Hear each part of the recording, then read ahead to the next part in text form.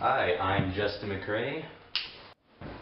I'm here with Ricardo, Rhea, and Isaac, and this is Crash Course World History.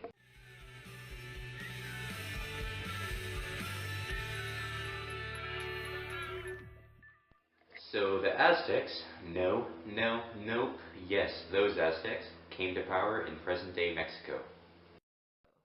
While they were not the first prominent society in the region, having been preceded by both the Olmecs and the Mayans, the Aztecs quickly came to dominate.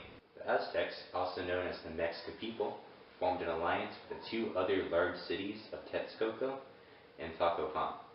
The Aztecs quickly took the leading role in this triple alliance and ruled the Valley of Mexico until they were defeated by the Spanish in 1521. The city of Tenochtitlan came to be the head military power, which initiated the conquest of new territory. It is important to note that the Aztec emperor didn't rule the growing number of conquered city-states directly. Local governments remained, but were to pay tribute to the Triple Alliance and provide military support in times of need. This tribute was paid through food, luxury goods, raw materials, and of course, human sacrifices. As you can imagine, this idea didn't sit well with the conquered people. So the Aztecs were pretty innovative people. They had no access to iron or bronze, which, if you know anything about the world, was kind of a big deal. So they instead used what was available to them, like obsidian and chert, to craft their tools, showing how the Aztecs were pretty adaptive people. Much like their Mayan predecessors, their calendars exhibited cycles and seasons for certain events, and it was highly based off the gods. However different was that the Aztecs had two distinct calendars.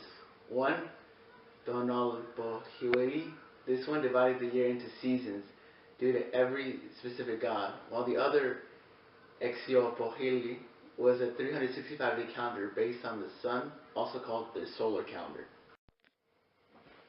The Aztecs also used this creative form of farming called nampas, which were floating gardens that were small garden plots that allowed for the Aztecs to use complex systems of irrigation, like dams, aqueducts, and gates. Well, I guess it's time for the open letter.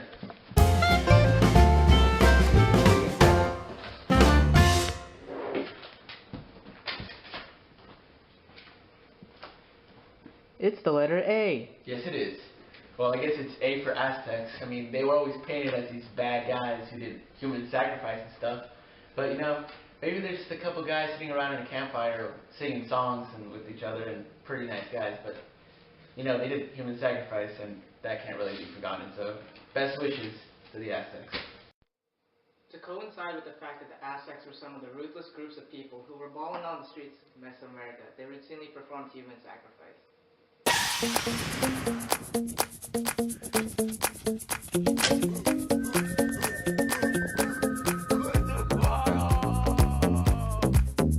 They often offer humans to their numerous gods in the form of a blood debt, in which they held up the victim's heart. The reason for this gory ritual was that the Aztecs believed they could appease to their gods during times of disasters, or they feel they need to pay a debt for natural occurrence such as saying hello to the sun every day. The bodies for this ritual were from their own people, from prisoners of war, or were in the form of tribute from conquered peoples. The Aztec priests would carve out the victim's heart and hold it up to the sun. They even showed adept surgical skills in which some humans witnessed their hearts beat in front of them for a few moments. After viewing their own show, the bodies were kicked off the mount and disposed elsewhere. The Aztecs were a polytheistic society, which means that they believed in many crazy gods. They also believed that in order to please these many gods, one had to kill a person and let their blood drip, rip out their heart, and this would make any god super giddy with joy. The Aztecs were highly focused on keeping nature in balance. They were very afraid of what would happen if they angered the gods, causing world catastrophes and bad harvests and other such things. To the Aztecs, the world was split into 4 quadrants, with the center being at Tenochtitlan. A little narcissistic, if you ask me.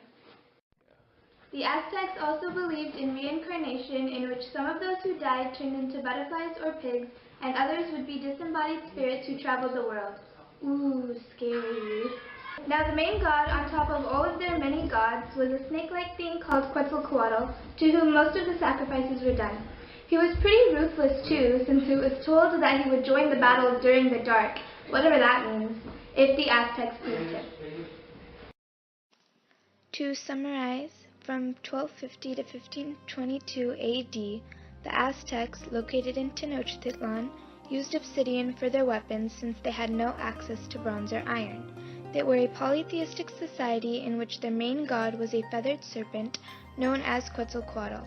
In order to please their many gods, they practiced human sacrifice. As you can see, the Aztecs were very interesting people and a major part of our history.